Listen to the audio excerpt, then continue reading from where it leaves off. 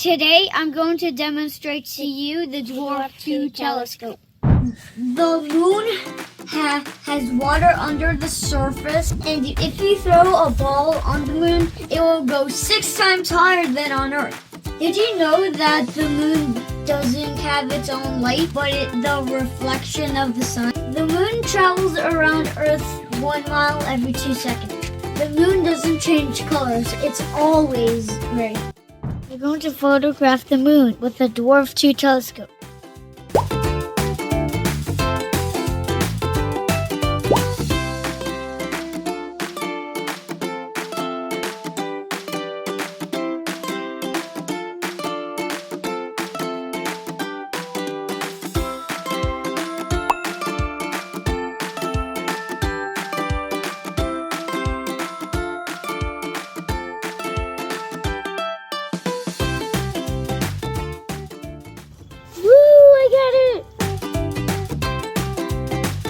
So now we're going to start taking the photos, okay?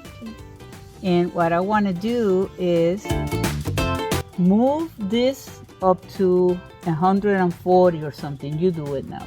We are going to close this. Now I'm going to take 150 images of the moon.